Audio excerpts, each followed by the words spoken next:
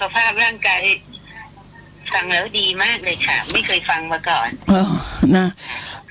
เป็นเรื่องของรูปธรรมแต่เมื่อวานเนี่ยที่พูดคุยกับคุณผู้ชายนั่นน่ะเขาก็บอกว่าไอ้ธาตุน้ำที่เราพูดเนี่ยนะมันเป็นลักษณะที่ไหลเกาะกลุ่มหรือว่าถ้าอยู่ในตัวแต่มันกระทบกับทางร่างกายไม่ได้นะเกิดทางใจเท่านั้นน่ะมันเอิบอาบซึมซาบนะมันเหมือนกับจะเกิดปิติไหมคุณผู้ชายเขาถามมาบอกปิติในเรื่องของการปฏิบัติธรรมอ่ะในเรื่องของจิตอ่ะซึ่งวันนี้ขอพูดให้ชัดเจนว่าปิตินั้นที่เป็นอุเบกขาปิติหรืออะไรต่างๆเหล่านั้นนะมันเป็นนามธรรมแต่ที่เราพูดนี้เราพูดถึงเรื่องรูปธรรมก็คือธาตุน้ำค่ะเรียนให้ทราบด้วยนะคะค่ะฟังอาจารย์แยกแยะให้ฟังถึงจะพอเริ่มเข้าใจบ้างแต่ก็ยังคงจะต้องฟังหลายๆรอบเลยถามถึงค่ะถามมานะขอบคุณมากที่ฟังเมื่อวานได้โอนค่าธนาคารกรุงเทพนะคะ100 บาทช่วยค่าสถานีนะคะค่ะโมทนาด้วยค่ะได้บุญร่วมกันนะค่ะขอบคุณมากค่ะงั้นขอฟังอาจารย์ต่อนะคะค่ะสวัสดีค่ะค่ะสวัสดีค่ะ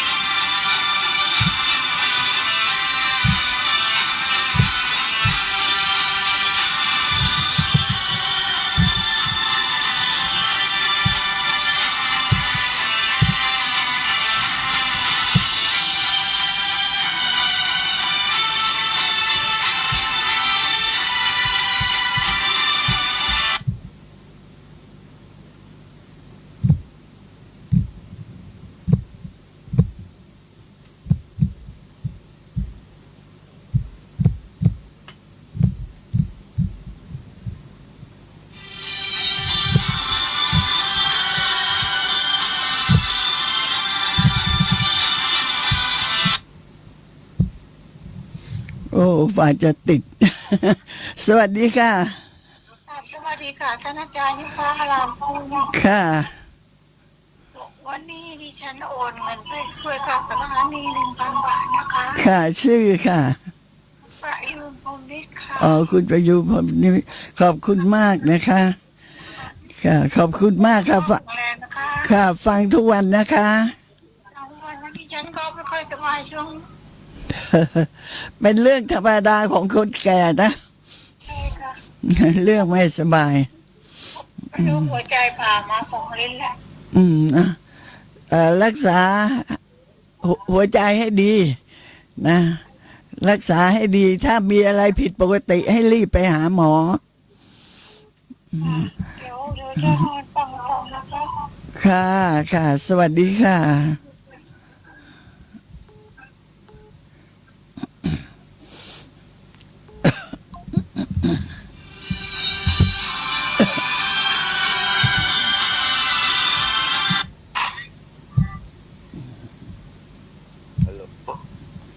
สวัสดีค่ะฮัลโหล สวัสดีครับอาจารย์ยุพานะครับ สวัสดีค่ะ คือขอเรียนถามว่าข้อบ่งชี้ของพระโสดาบันเนี่ยคือเราจะทราบได้อย่างไรครับ และอานิสงส์ของการบรรลุโสดาปัตติมรรคกับโสดาปัตติผลเนี่ยแตกต่างกันอย่างไรครับพะโล เดี๋ยวต่อ ทางวิทยุนะครับ ค่ะ การบรรลุเป็นพระโสดาบันจะทราบได้ยังไง ตัวเองนั่นแหละค่ะ คนที่ปฏิบัตินั่นแหละจะต้องทราบ คนอื่นน่ะทราบไม่ได้ นอกจากบุคคลผู้ที่เขาได้บรรลุสูงกว่า เช่นเขาบรรลุเป็นพระสกทาคามีอนาคามีหรืออรหันต์เขาจึงจะรู้ได้ว่าคนนี้บรรลุโสดาบัน แต่ถ้าธรรมดาแล้วรู้ไม่ได้ค่ะนะรู้ไม่ได้ค่ะ เจ้าตัวน่ะต้องรู้เองนะคะ ส่วนอีกข้อหนึ่งว่าไงนะ ตัวนี้ข้อถามว่ายังไงนะข้อหลังเนี่ยค่ะถ้าถามทีละ2 ข้อนี่มักจะลืมข้อหลังถามมาใหม่อีกข้อค่ะ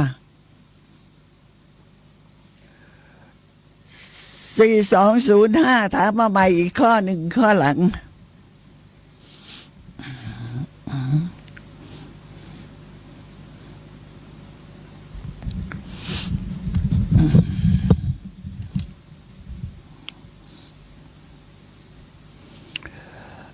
ปุถุชนธรรมดาอย่างเราเนี่ย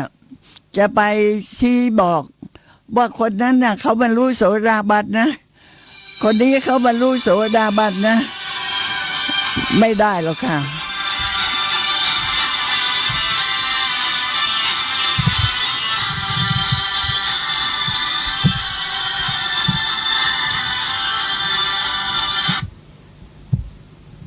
ฮัลโหล ค่ะสวัสดีค่ะ ครับ ข้อที่2ว่าไงคะ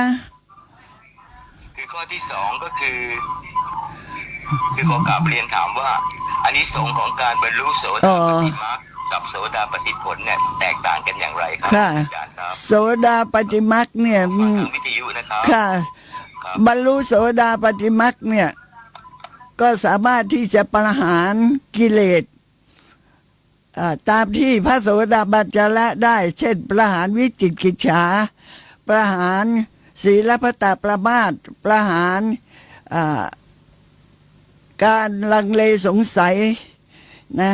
ในคุณของพระพุทธพระธรรมพระสงฆ์นี่ประหารได้3 อย่างนี่นะประหารได้เด็ดขาดเลย นี่เป็นการที่บรรลุเป็นพระโสดาบันแล้ว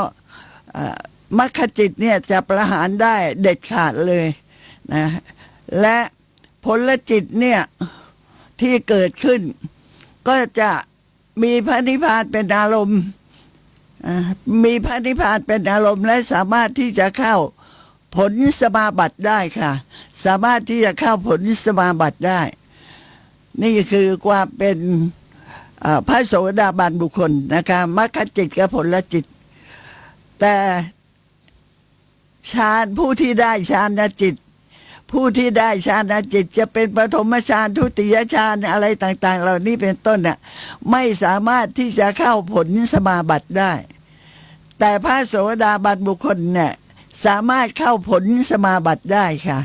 มีพระนิพพานเป็นอารมณ์นะคะ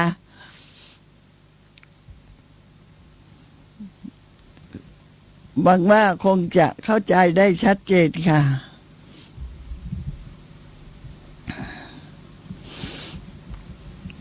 มีท่านผู้ใดที่จะไต่ถามอีกไหมคะ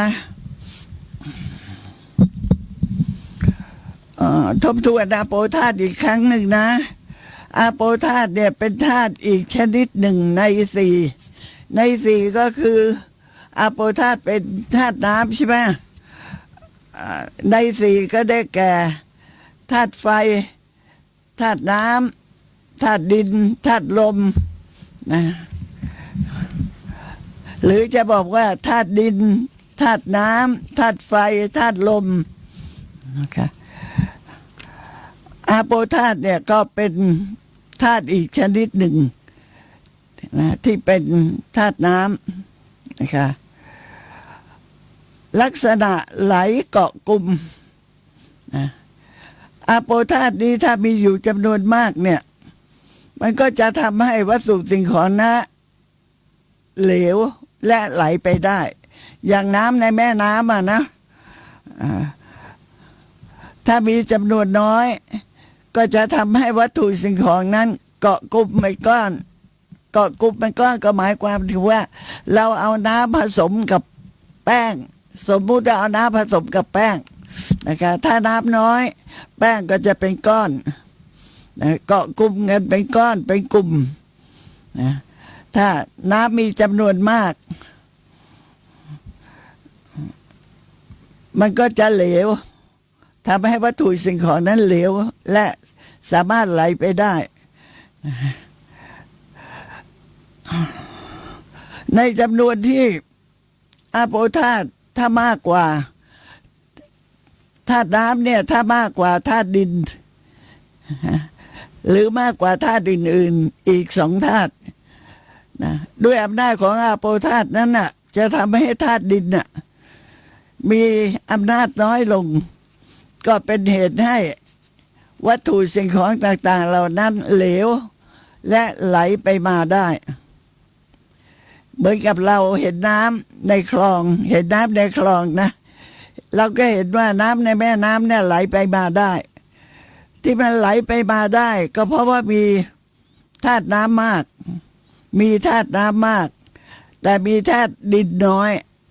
ทำไมต้องพูดถึงธาตุดินด้วยล่ะก็เพราะว่าในการธรรมชาติของธาตุทั้ง4เนี่ยเวลาเกิดพร้อมกันหมดเลยนะทำหน้าที่ต่างกันเวลาดับก็จะดับพร้อมกันหมดเลยดังนั้นใครที่ทำหน้าที่อะไรชัดเจนเราก็จะพูดให้เข้าใจนะว่าที่เราเห็นน้ำในแม่น้ำไหลไปมาได้นั้นน่ะก็เพราะว่ามีธาตุน้ำมากธาตุดินน้อยเมื่อธาตุดินน้อยก็ธาตุดินนั่นแหละที่จะเป็นผู้ที่ไหลโดยอาโปธาตุเป็นผู้ที่ทำให้ไหลน้ำเนี่ยทำให้ดินไหลไป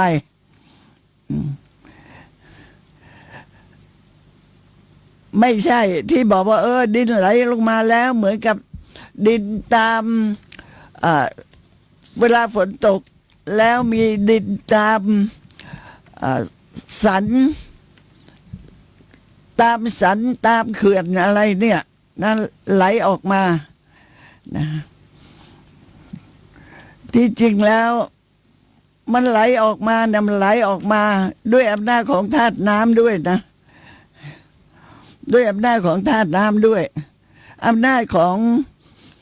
ธาตุน้ำเนี่ยทำให้ธาตุดินเนี่ยมีอำนาจน้อยลงเป็นเหตุให้ดินน่ะอ่อนแล้วก็เหลวแล้วก็สามารถที่จะไหลไปมาได้เหมือนดังน้ำเหมือนกันแล้วเวลาที่เราเห็นว่าน้ำไหลในคลองนะก็เพราะว่ามันมีธาตุน้ำมากมีธาตุดินน้อยมันมีทั้งธาตุดินธาตุน้ำธาตุไฟธาตุลมน่ะในนั้นน่ะนะท่านใช้คำว่าอาเปติสหชาตารูเปสุพยาเปตัวติถาติติอาโปธรรมชาติใดย่อมแผ่ซึมซาบทั่วไปในรูปที่เกิดขึ้นพร้อมกันกับตนแล้วตั้งอยู่ในรูปเหล่านั้นธรรมชาตินั้นแหละชื่อว่าอาโปคือธาตุน้ำนะอีกนัยยะหนึ่งท่านก็บอกว่าอัปปยติสหชาตรูปานิสุดถุหรือว่าสุดถังพรูเหติวัฏเทติติอาโปธรรมชาติใดทำให้สหชาตรูปทั้งหลายเจริญขึ้นเป็นอย่างดีธรรมชาตินั้นชื่อว่าอาโปอีกนัยยะหนึ่งท่านก็พูดว่าอาโปนี้แหละนะธรรมชาติใดย่อมรักษาสหชาตรูปได้อย่างมั่นคงไม่ให้กระจัดกระจายไปธรรมชาตินั้นก็ชื่อว่าอาโปเพราะฉะนั้นอาโปธาตุเนี่ยก็มี2 อย่างอาโปธาตุที่มีปกติที่เรียกว่าอาพันธนะ ลักษณะคือลักษณะที่เกาะกลุ่มแต่เมื่อถูกธาตุไฟ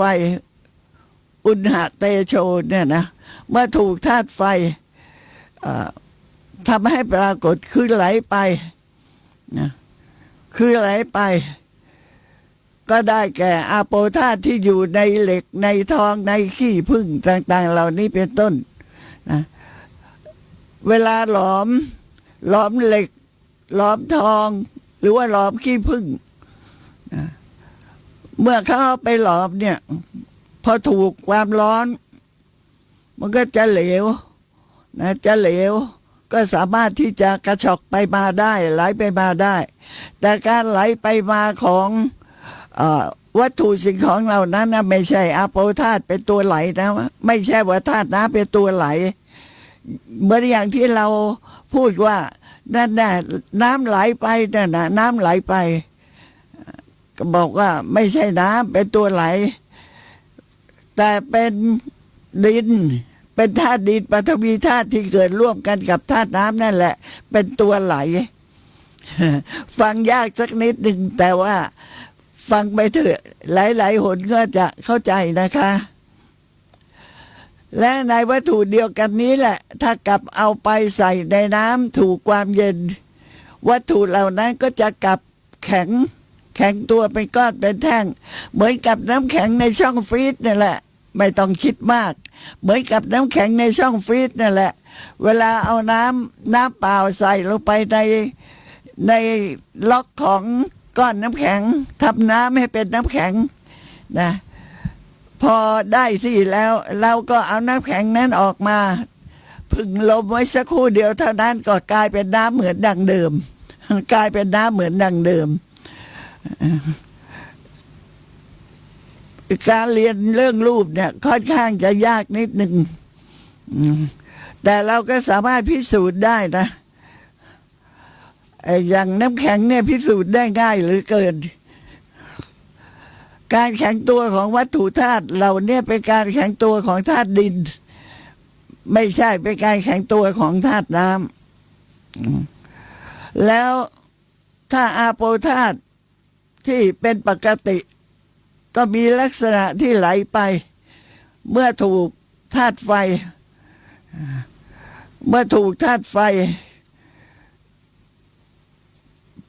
ทำให้ธาตุไฟที่เขาเรียกอาพันธนาลักษณะนะ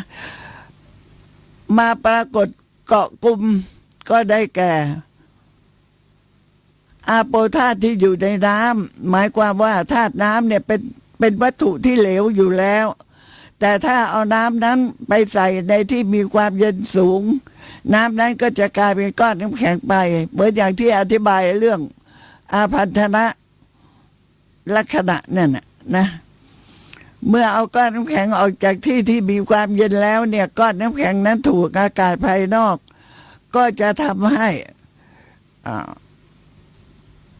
ก้อนน้ำแข็งนั้นละลายด้วยอะไรละลายด้วยอุณหเตโชนะคะเป็นทำให้เป็นวัตถุเหลวไปตามเดิมเตโชธาตุนี่เป็นธาตุที่เรียกกันว่าธาตุไฟนะคะบางทีก็จะมีผสมผสานที่พูดไปถึงเรื่องน้ำก็เอาไฟไปโยงด้วยหรือว่าน้ำก็เอาดินไปโยงด้วยแต่ข้อสำคัญของน้ำเนี่ยไม่สามารถที่จะรู้ได้ทางกายไม่ใช่ว่าเอาน้ำมาราดรถที่กายเอาน้ำมาราดรถที่กายมันจะรู้สึกยังไงเอาน้ำมาราดรถที่กายเวลาที่ร้อนจัดเนี่ยมันก็จะเย็นใช่ไหมมันก็จะเย็นเย็นนั่นแหละมันเป็นธาตุไฟละมันก็แปลกนะแล้วลองปฏิบัติดูสิคะคำสอนพระพุทธเจ้าไม่ผิดนะคำสอนพระพุทธเจ้าไม่ผิดเลยเวลาเนี่ยหน้าร้อนมากๆเนี่ยไปอาบน้ำสิเย็นสบายเลยไอ้เย็นสบายเย็นนั่นแหละเป็นธาตุไฟบ่งบอกให้รู้ได้ว่าน้ำน่ะไม่สามารถที่จะทำให้เย็นได้ นะน้ำน่ะจะมีสภาพที่เอิบอาบซึมซาบเกาะกลุ่มเนี่ยอย่างที่พูดไปเมื่อวานเนี่ยนะ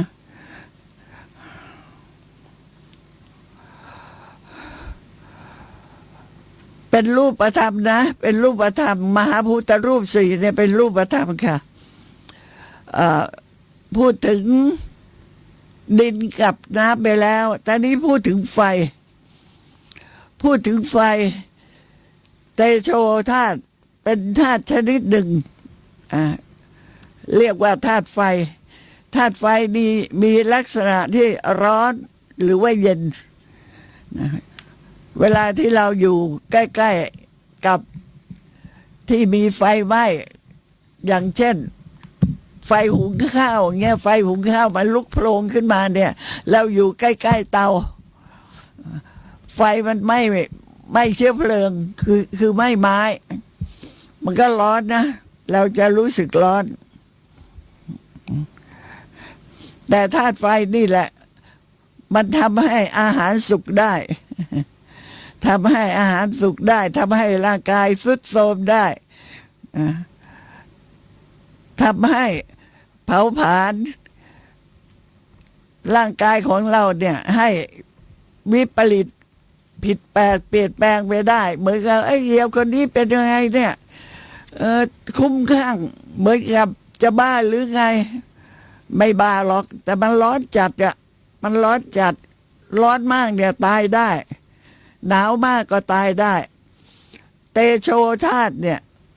เตโชแปลว่าไฟเนี่ยไฟนั่นเขามีลักษณะที่ร้อนหรือว่าเย็นถ้าร้อนน้อยเขาก็เรียกว่าเย็นนะถ้าร้อนน้อยเขาก็เรียกว่าเย็น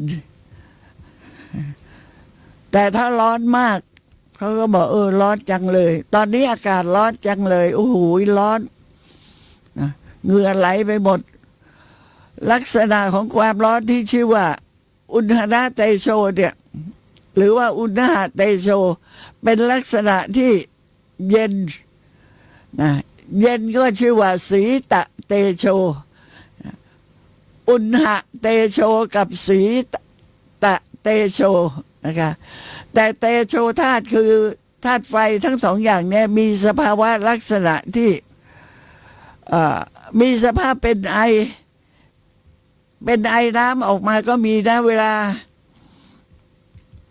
เย็นมากๆเนี่ยอ้าปากออกมานี่พูดออกมานี่เป็นไอน้ำเลยเวลาเย็นมากๆนะ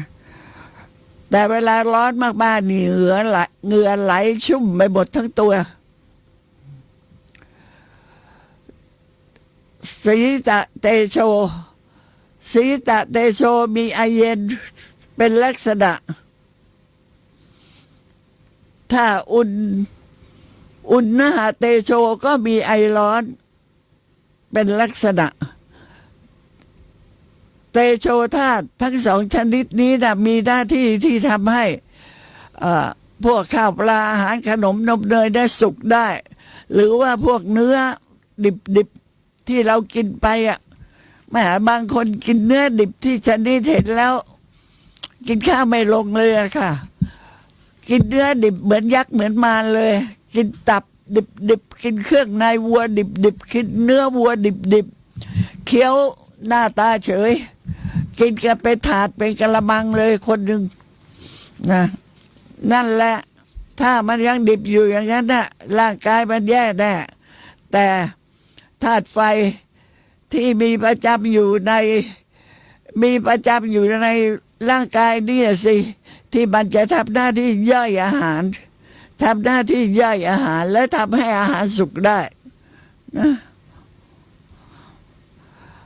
อาหารต่างๆเนี่ยเวลาที่ทำอยู่ภายนอกอย่างทำในครัวในอะไรอย่างเงี้ยเราก็เห็นว่าอย่างหมูอย่างไก่อย่างอะไรพวกนี้ใช่ไหมเวลาเราไปผัดไปต้มมันก็สุกด้วยความร้อนไอ้ความร้อนนี่ก็คือเตโชมันทำให้เนื้อสุกเลยอาหารบางอย่างเมื่อสุกด้วยความเย็นว่าเตโช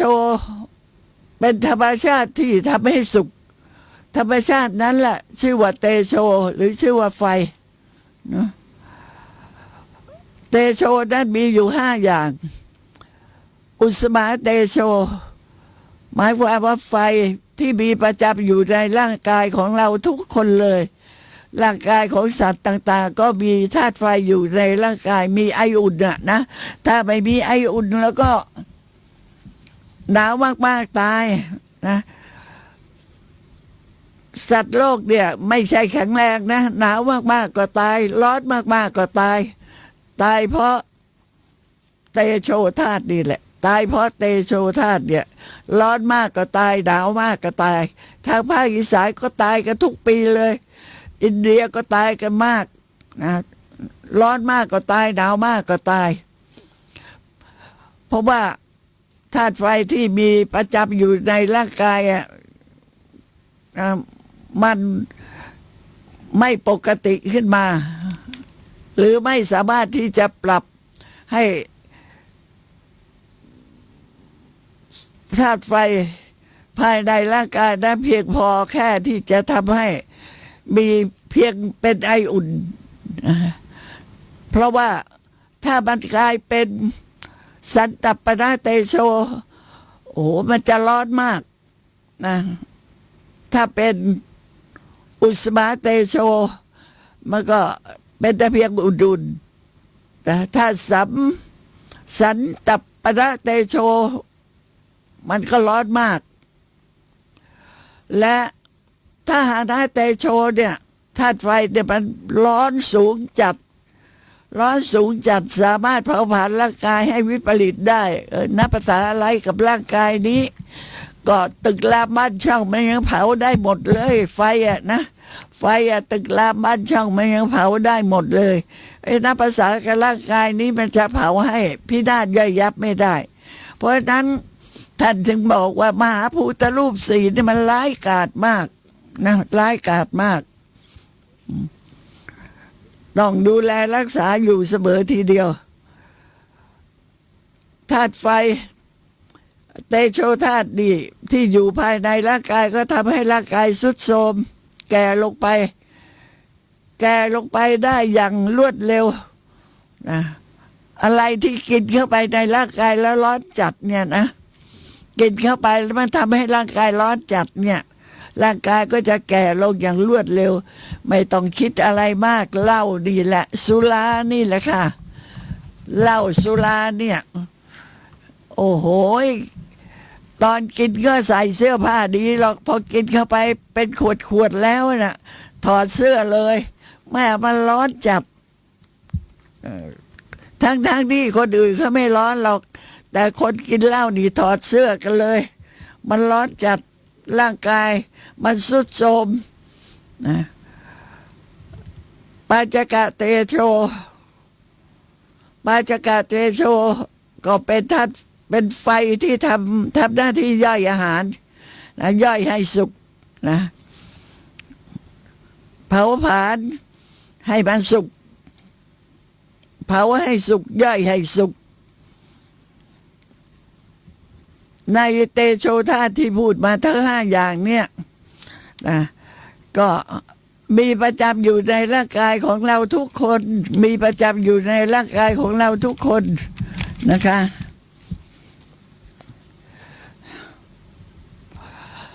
ในคนที่มีโรคภัยไข้เจ็บเบียดเบียนอยู่เสมอ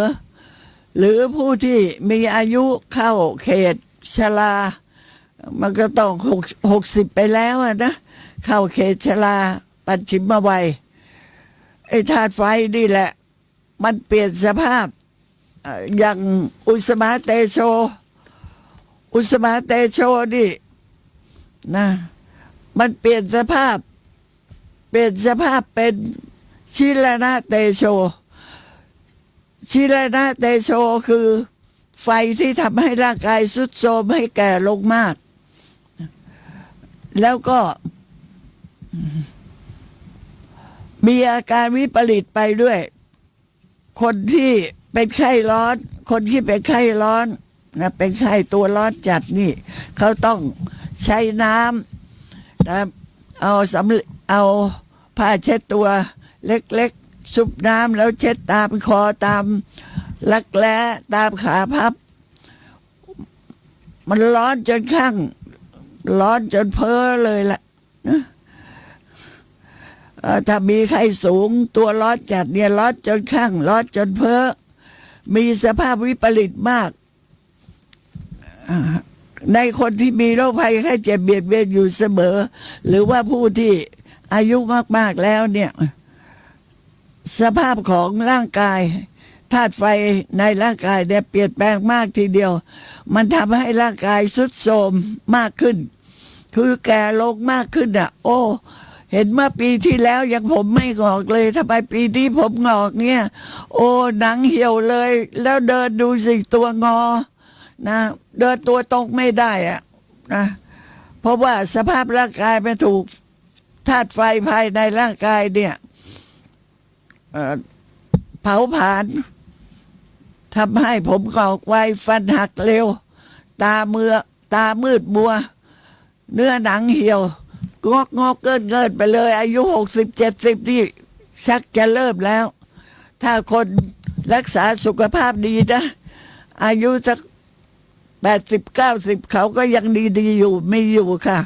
เพราะฉะนั้นรักษาสุขภาพให้ดีนะคะเหล้าเนี่ยอยากกินเหล้าเนี่ยอยากกินมันเผาผลาญร่างกายให้ร้อนจัดยิ่งขึ้นยิ่งถ้ากินในเวลาหน้าร้อนอย่างเงี้ยดื่มสุราดื่มเบียร์ดื่มไวน์ดื่มอะไรเงี้ยหน้าร้อนอย่างเงี้ยร่างกายแย่เลยมันเผาผลาญอวัยวะต่างๆภายในร่างกายให้ทรุดโทรมเปลี่ยนแปลงไปนะคะตอนนี้ถ้าเวลาเจริญวิปัสสนาภาวนานี้ก็จะเอามาพูดรวมกันกับธาตุลมจะมาพูดรวมกันกับธาตุลมใน4ประเภทเนี่ยนะใน4ประเภทเนี่ยคือดินน้ำไฟลมเนี่ยลมเนี่ยธาตุลม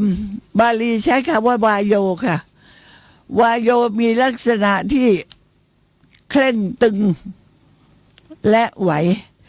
บางคนใช้คำว่าหย่อนตึงก็ได้หย่อนก็ได้ตึงก็ได้เคร่งตึงและไหวก็ได้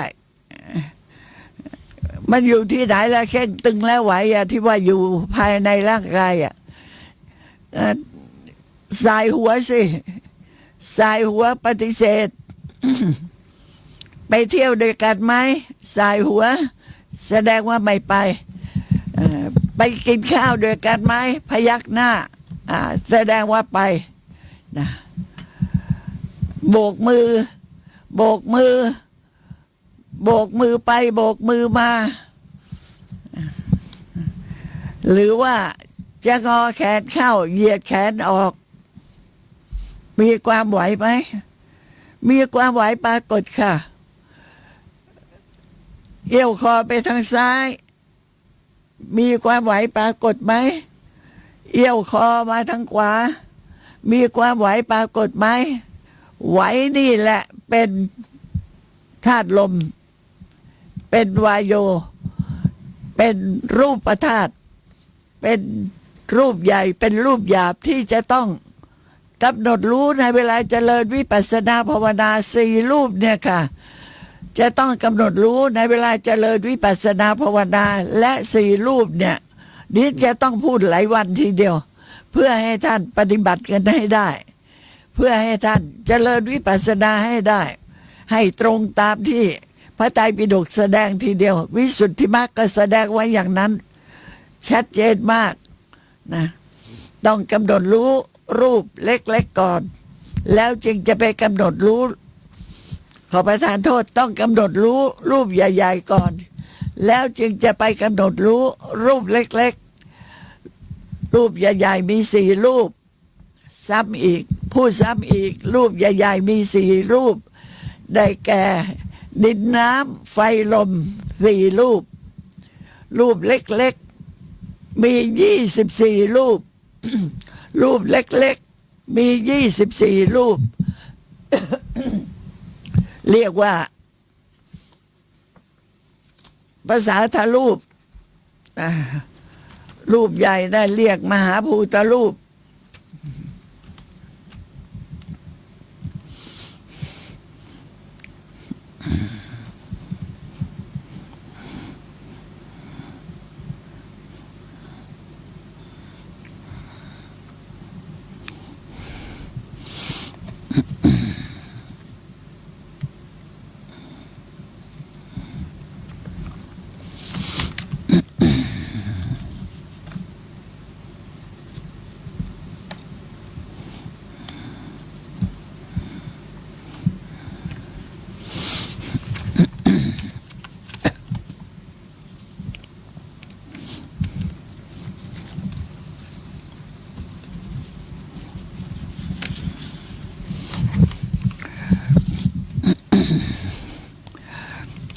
เอาละพูดถึงเรื่อง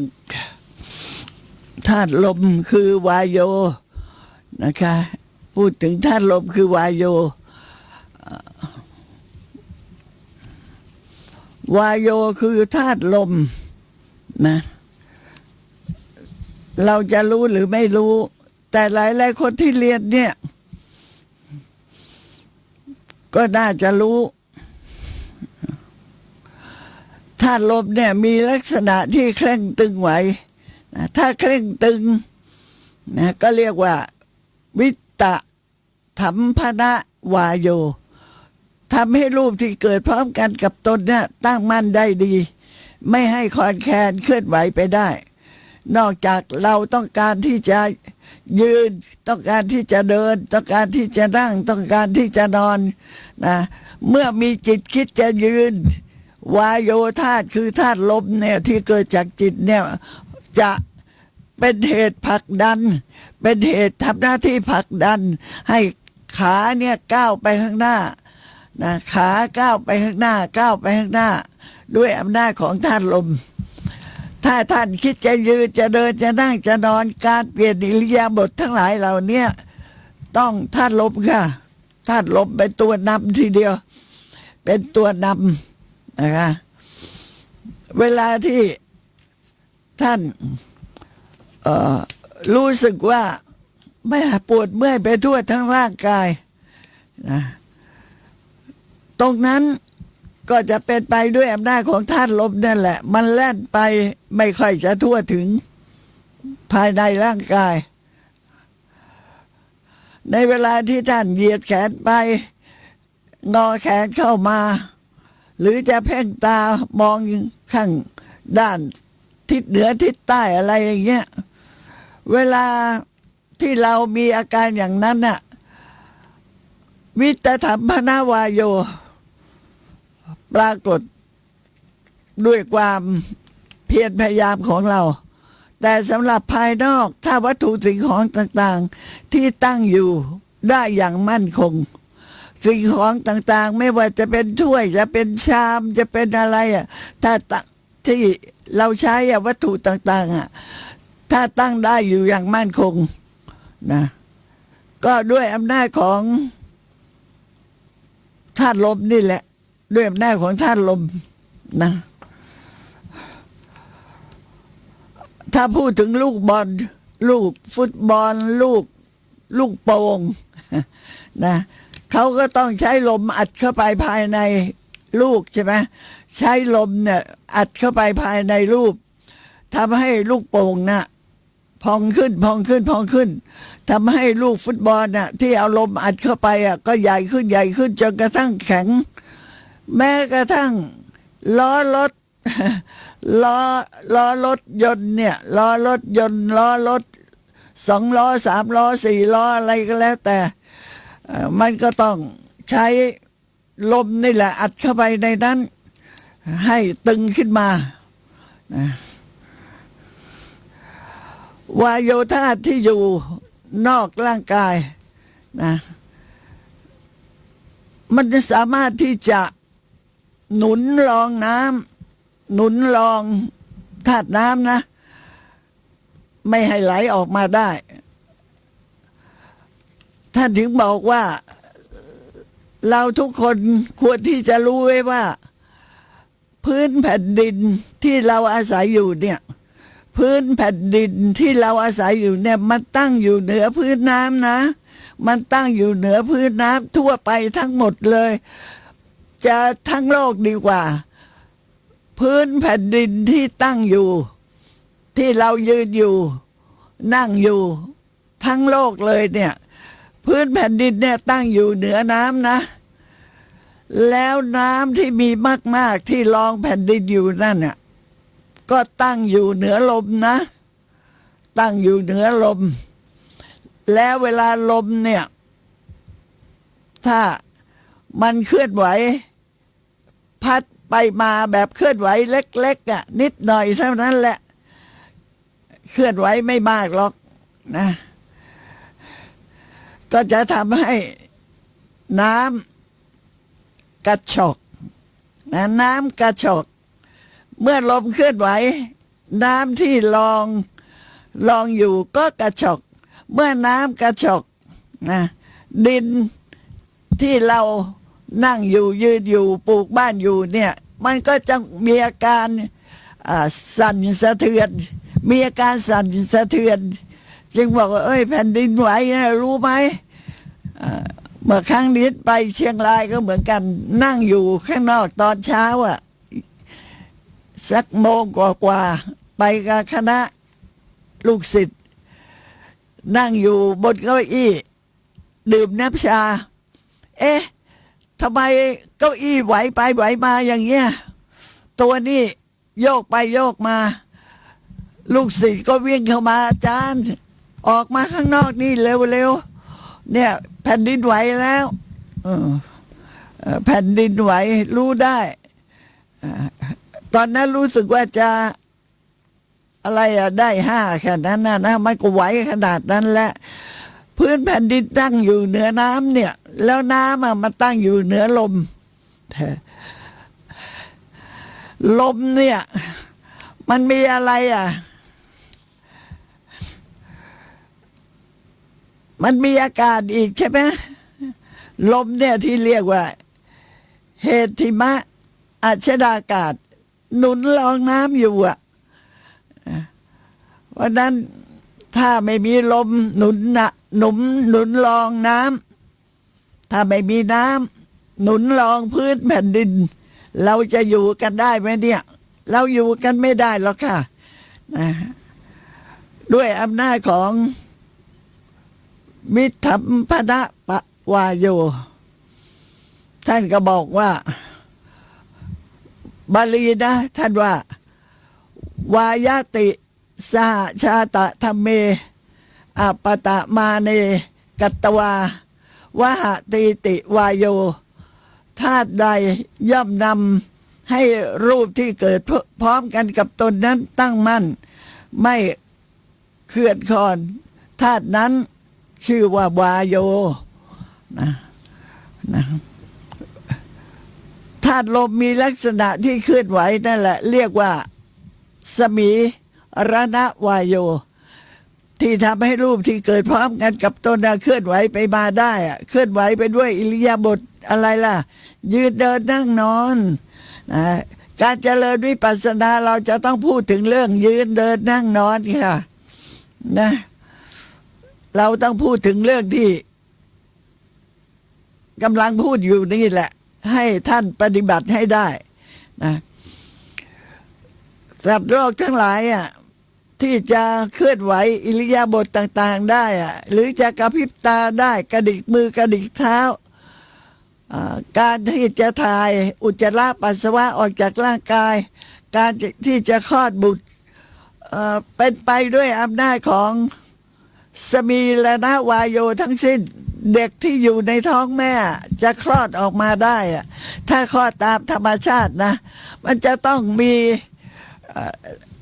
ลมเนี่ยที่อยู่ในท้องแม่พัดพ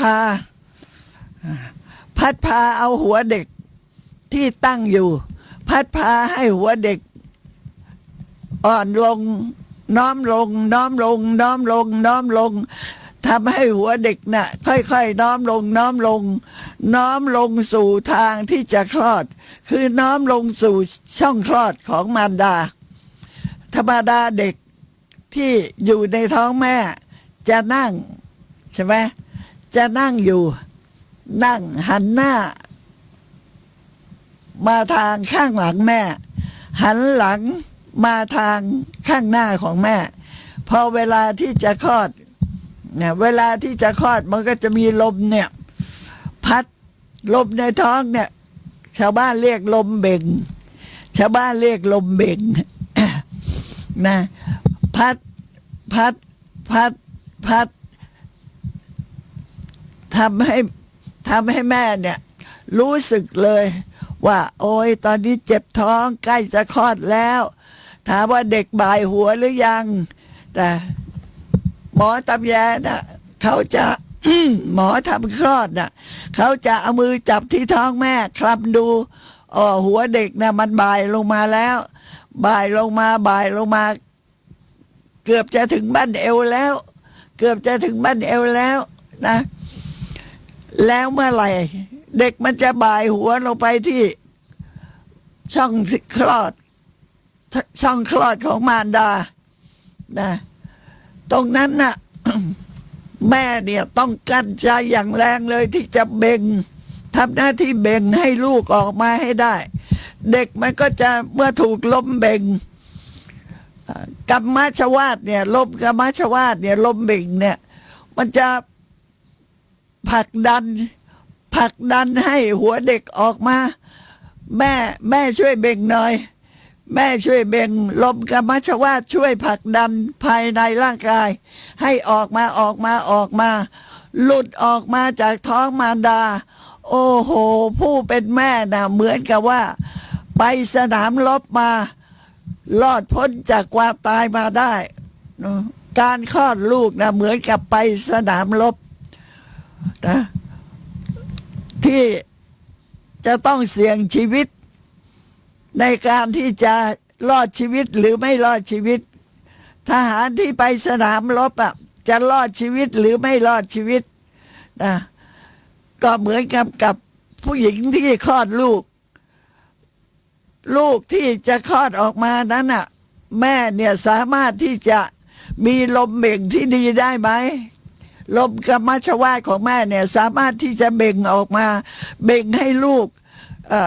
คล้ายๆบ่ายหัวลงมาแล้วหมอตำแยก็ช่วยดันไม่ใช่ดันที่หัวนะอาจจะดันที่ไหล่เด็กเพราะคำดูจะรู้นี่นะแล้วอาศัยแม่ต้องใช้ลมเบ่งเต็มที่เลยนี่ลมเบ่งในครั้งที่คลอดออกมานั่นนะที่จะทำให้เด็กหลุดออกมาได้ที่จะทำให้เด็กหลุดออกมาได้แต่ในตำราท่านก็บอกว่าการที่จะคลอดบุตรต่างๆนั่นนะก็เป็นไปด้วยอำนาจของสมีรณวายโยทั้งสิ้นส่วนสมีรณวายโยที่อยู่ภายนอกนั้นน่ะก็ทำให้วัตถุสิ่งของต่างๆเคลื่อนไหวจากที่เดิมได้แต่สมีรณวายโยที่พูดนี้มันอยู่ภายในร่างกายของแม่นะคะ ท่านบอกว่าวายาติเทสันตะรูปติเหตุภาเวนะภูตะสังฆาตังปาเปติติวายโยวายโยย่อมทำให้หมู่มหาภูตรูปที่เกิดพร้อมกันวายโยเป็นธาตุลมใช่ไหมหมู่มหาภูตรูปก็คือธาตุดินธาตุไฟธาตุน้ำนั่นแหละย่อมทำให้หมู่มหาภูตรูปที่เกิดพร้อมกันกับตนเคลื่อนไหวไปที่อื่นได้โดยความเป็นจริงโดยความเป็นเหตุให้เกิดความเคลื่อนไหวจากที่หนึ่งไปยังอีกที่หนึ่งฉะนั้นธาตุนี้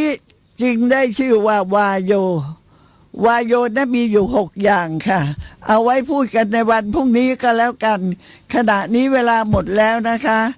พบกันใหม่ในวันพรุ่งนี้สวัสดีค่ะทุกท่าน